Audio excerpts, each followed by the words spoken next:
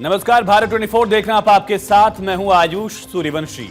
जवाब देना पड़ेगा। प्रधानमंत्री नरेंद्र मोदी आज बिहार के दौरे पर हैं। पीएम मोदी पीएम किसान योजना की 19वीं किस्त जारी करेंगे। इससे देश के करीब 9.8 करोड़ किसानों को लाभ मिलेगा। इसमें बिहार के भी 76 लाख किसान शामिल हैं। प्रधानमंत्री नरेंद्र मोदी का दौरा इसलिए भी खास है क्योंकि इसी साल के अंत में बिहार में विधानसभा का चुनाव है। लिहाजा पीएम मोदी का दौरा राजनीतिक मायनों में काफी अहम है क्योंकि बिहार में नीतीश कुमार के नेतृत्व में एनडीए की सरकार है। हरियाणा, महाराष्ट्र और दिल्ली जीतने के बाद बीजेपी का फोकस बिहार पर है। इसी पर करेंगे चर्चा। हमारे साथ गेस्ट का खास पैनल भी मौजूद है। मेहमानों से आपका परिचय कराएं, लेकिन उससे पहले राजनीतिक प्रतिक्रियाएं पीएम के दौरे को लेकर के आई है। आज की तारीख में अपने वादों को, अपनी बातों को पूरा करने की गारंटी है।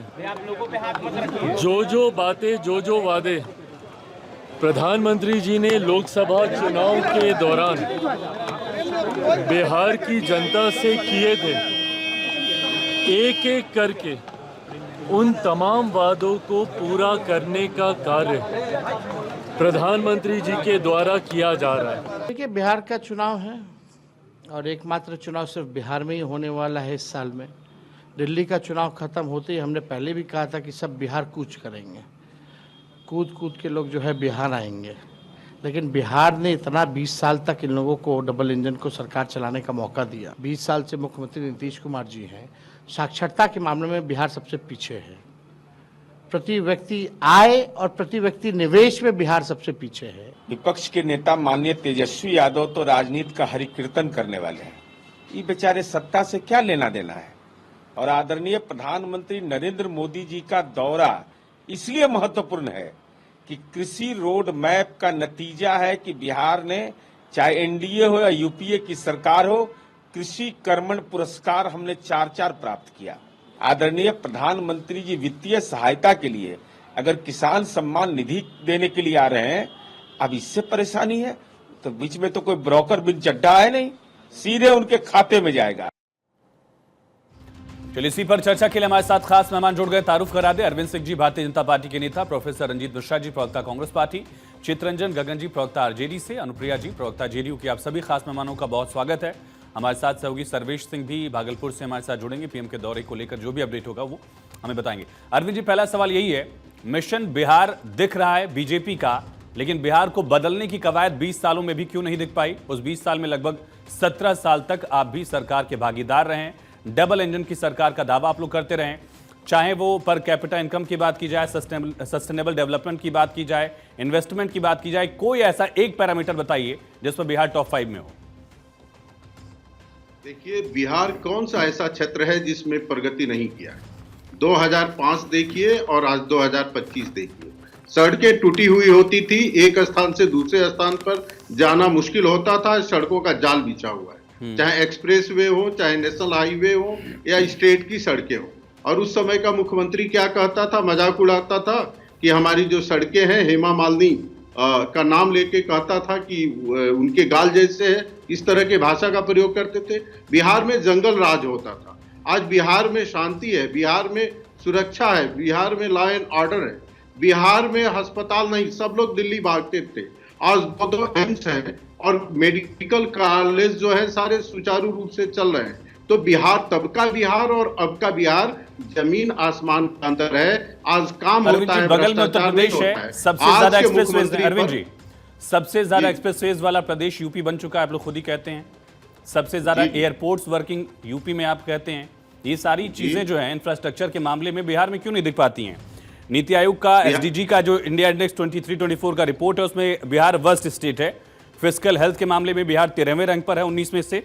एनएसओ का आंकड़ा कहता है कि बिहार लिटरेसी में 61.8% पर है, जो लोएस्ट है। ईज ऑफ डूइंग बिजनेस में बिहार 26वें नंबर पर है। Per capita income, justice delivery, GSDP, कोई ऐसी रैंकिंग मुझे नहीं दिख रही जो मेरे हाथ में पन्ना है। बिहार कहीं पर भी टॉप 10 में ही नहीं दिख रहा है। टॉप 5 तो छोड़ दीजिए।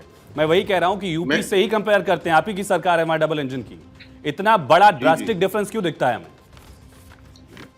देखिए, आप जब तुलना करेंगे तो उस स्टेट के पुराने स्थिति से और आज की स्थिति से तुलना करेंगे तो जमीन आसमान का अंतर आएगा। आपने पिछले 7 साल में यूपी में कितने एक्सप्रेसवे बने? पिछले 7 साल में आपके यहाँ बिहार में कितने एक्सप्रेसवे बने हैं? मैं कंपेयर वही कर रहा हूँ, जीरो से ही शुरू करिए दोनों में।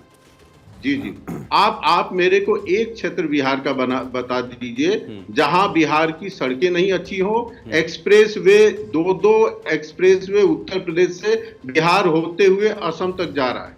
आप देखेंगे तो आपको पता चलेगा। जितना बिहार सरकार ने नेशनल हाईवेज मांगा है उतना केंद्र ने दिया है। दो ऑल इंडिया मेडिकल इंस्टीट्यूट हमने वहां पे दिया है। एक तो बन गया है, दूसरे बनने की तैयारी है। आपने एयरपोर्ट की बात की, आपको पता है पटना में नया इंटरनेशनल एयरपोर्ट बन रहा है। तो जितना विकास हो सकता है तेजी से हम कर रहे हैं। दूसरी बात, सूर्यवंशी जी आपको कहूंगा, कितनी शर्मनाक बात है कि जो हमारा विरोध कर रहे हैं जो दल, उनका मुख्यमंत्री सजा याफ्ता है। 5-5 कोर्टों ने कहा कि जो पैसा गरीबों के लिए और जानवरों के लिए खर्च होना चाहिए था वो सीधे उसके अकाउंट में जाता था। चित्ररंजन गगन साहब जवाब दीजिए। जनता जानती ये है, जो भी फैसले हैं वो बीजेपी के फैसले तो है नहीं, कोर्ट का आदेश है। आपके नेता दोषी साबित हुए, आरोपी भी नहीं है, तो दोषी साबित हो गए। और जो विरासत में आप लोग छोड़कर गए थे वो भी एक फैक्ट ही है। आज सूर्यवंशी जी, आज इनके सामने तेजस्वी जी खड़े हैं। तेजस्वी जी की बात करें कि तेजस्वी जी जो 17 महीने में किए हैं, सो अभी जो है सो अरविंद जी गिनार, तेजस्वी जी के पार्टी का नेता कौन है? अरे आप चुप रहिए ना, आप बोल रहे थे, किसका नाम लेते हैं, किसके नेतृत्व में चलने की बात करते हैं? बोल रहे थे तो क्या ये सजा याफ्ता के क्या बोलिएगा? अरविंद जी सुन लेते हैं, आपस में चर्चा नहीं करेंगे आप लोग। अरविंद जी सुनते हैं, अरविंद जी मेरी गुजारिश है, एक बात सुन लीजिए। आपने जो सवाल पूछा उसी का जवाब लेते हैं। बोलिए चित्रंजन जी बोलिए। चित्रंजन जी बोलने की शर्म आती है। आपके पार्टी का नेता, सर्वोच्च नेता सजा याफ्ता है और आप कहते हैं वो मार्गदर्शन करेगा और उसके मार्गदर्शन में बिहार आगे जाएगा। थोड़ा भी नैतिकता है सार्वजनिक जीवन। अरविंद जी सुनिए, चित्रंजन जी बोलिए, चित्रंजन जी बोलिए। नहीं, सूर्यवंशी जी उनका जो सो आवाज बंद कीजिए, यह तरीका नहीं है। नहीं, ये लोग लफंगीरी कर रहे हैं। फिर वही आप शब्दों की मर्यादा का ध्यान रखेंगे, शब्दों की मर्यादा का ध्यान रखेंगे। बोलिए, अपनी बात कहिए, उचित शब्दों में कहिए। नहीं, मैं कह रहा हूं, अभी जितना ही गिना रहे थे आपने खुद बताया, कंपेरिजन कर रहे हैं 2005 से और मैंने आज का। तो 2005 में यूपी कहाँ था और यूपी कहाँ है? 2005 में बगल का उड़ीसा कहाँ था, आज कहाँ है? 2005 में गुजरात कहाँ था, आज कहाँ है? वो इनसे ना तुलना कीजिए।